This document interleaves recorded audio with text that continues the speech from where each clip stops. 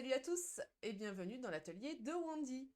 Aujourd'hui nous allons parler cosplay et je vais vous parler de mon cosplay Chun-Li de Street Fighter que j'ai réalisé en 3 jours parce que je voulais le porter pour un événement qui avait lieu dans ma région et j'avais fait une convention une semaine avant avec mon cosplay Lala Barina. On arrive à l'été, il fait vraiment très très chaud. Alors je voulais pouvoir porter un cosplay un peu plus supportable et j'ai eu l'idée de faire ce cosplay parce que je trouve qu'il est très très sympa et ça m'a permis de mettre en pratique tous mes acquis de couture. Donc voilà, j'ai pas hésité très longtemps avec ce choix de cosplay. Du coup, j'ai pu me rendre directement en magasin pour choisir les tissus. J'ai trouvé ce joli tissu satiné avec un tissu doré très très élastique. Alors, c'est bien et pas bien à la fois, hein. Si j'avais eu plus de temps, je pense que j'aurais changé et porté mon choix sur un tissu moins élastique. Mais bon, en vrai, le résultat se fait très très bien. Pour m'aider dans la réalisation de ce projet, j'ai utilisé un patron que j'ai trouvé sur Etsy. Il s'agit du patron réalisé par Pretzel Cosplay. Je vous mettrai le lien en bas de la vidéo.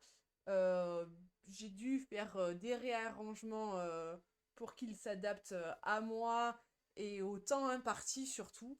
J'ai également trouvé ce petit tissu blanc très brillant, très très sympa pour faire la ceinture ainsi que les petits caches chignons que l'on trouve voilà au niveau de la tête euh, de Chun-Li. Et là pour le coup j'ai pris un petit ruban doré pour mettre sur le tour pour avoir une finition très sympa et pour me faciliter aussi un petit peu la tâche.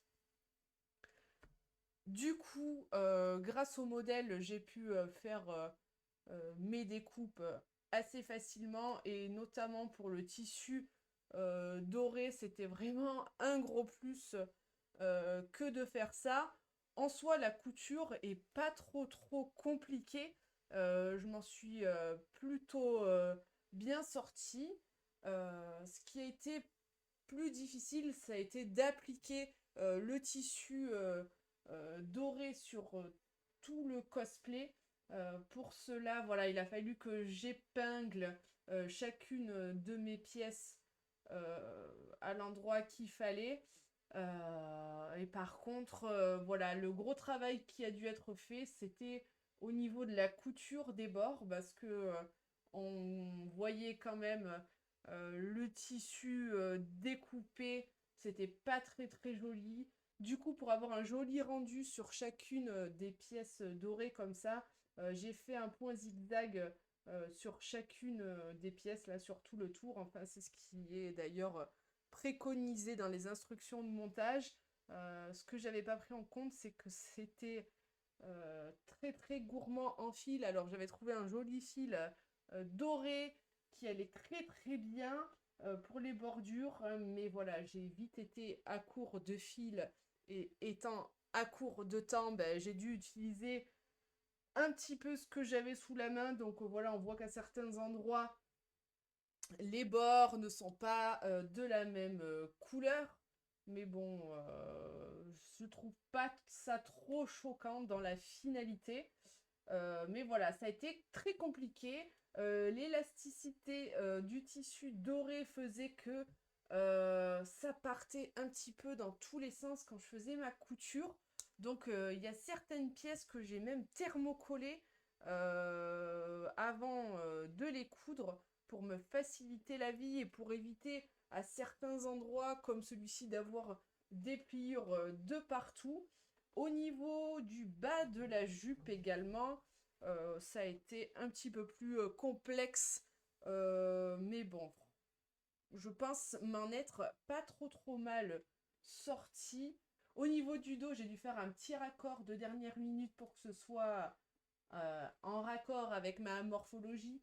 Là, il faut que je reprenne le haut de la fermeture éclair qui, je pense, avec les renforts que j'ai fait avec du thermocollant rigide pour le col, fait que j'arrive pas à monter jusqu'en haut. Donc là, il faudrait que je refignole ça.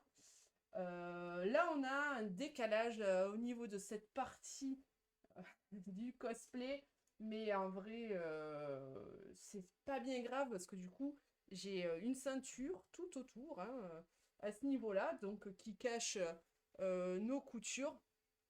Là, pareil,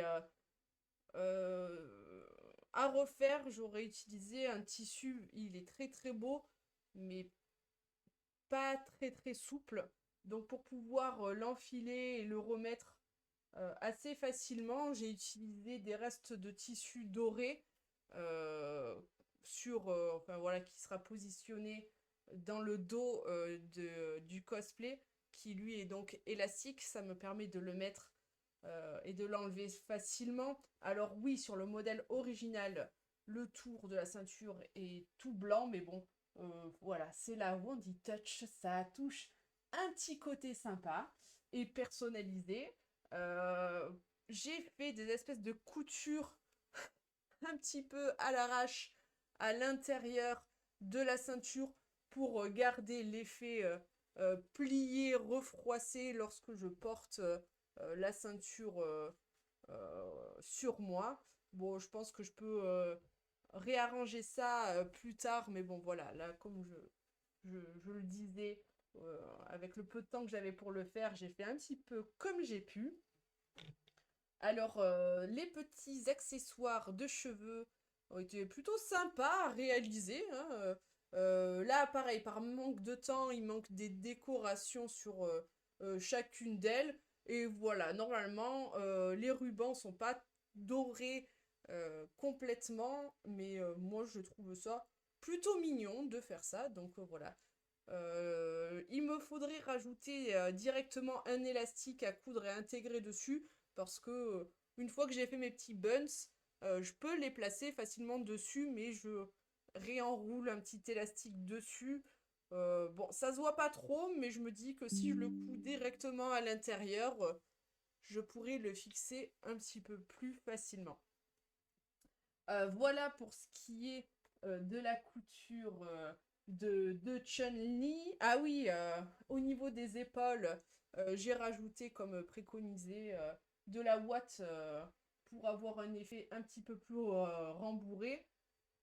Au niveau des manches, c'est pareil, il manque une petite pièce normalement que j'ai pas eu le temps de faire. Mais je me demande même si je vais la rajouter parce que en l'état, je trouve ça plutôt sympa et plutôt joli. Je verrai plus tard. J'ai la chance d'avoir une imprimante 3D, donc j'ai pu m'imprimer les petites pièces qui forment les bracelets que porte Chun-Li. Euh, sur les photos que vous pouvez voir du cosplay une fois porté, j'avais oublié les pièces dans la voiture, donc elles sont pas dessus, mais bon, pour une prochaine sortie, je les aurai. J'ai peint ça très vite fait, je peux m'amuser à les reprendre et avoir des petits effets de lumière et d'ombrage, ça c'est pas un souci. Sur le modèle, il est préconisé d'utiliser de la mousse Evafoam, matériel que j'adore, mais là, ça m'a facilité la vie de les imprimer. Ça a été très rapide. De la même manière, le processus de fabrication de ceinture n'est pas du tout celui-là, vu qu'elle fait un mini corset, alors qui est très sympa, très joli, et que j'utiliserai plus tard probablement pour d'autres créations. Mais bon, voilà, grosso modo, mon cosplay Chun-Li fait en 3 jours. Je l'ai porté avec un petit short noir dessous. On peut le mettre avec sans collant. J'avais une paire de baskets hautes blanches. J'ai utilisé des chaussettes blanches plutôt épaisses que j'ai remontées pour faire l'impression de basket vraiment très montante, hein, comme sur le modèle. Mais bon, voilà, je suis plutôt contente du résultat final. Il est agréable à porter, hein, il n'y a pas de souci et je pourrais le porter pour plusieurs occasions et qu'importe le temps, voilà, il suffit que je mette ou pas des collants. Je pense qu'il n'y a pas de souci pour ça. Voilà pour mon cosplay Chun-Li que j'ai voulu présenter. Alors j'espère que la vidéo t'a plu, que l'idée te plaît. Voilà, je voulais surtout montrer qu'on peut faire des cosplays, même s'ils sont pas 100% fidèles au modèle. Ça donne un super résultat, c'est très joli. On peut s'approprier les modèles à notre façon en fonction de notre budget et de notre temps aussi. Le tout, voilà, c'est d'être contente de porter notre création et je pense que ça, c'est le principal. Et il est temps pour moi d'arrêter cette vidéo et si elle t'a plu, n'hésite pas à la liker, à t'abonner à ma page pour voir mes autres créations couture ou cosplay et à me dire ce que tu en as pensé. On se dit à très bientôt. Ciao ciao!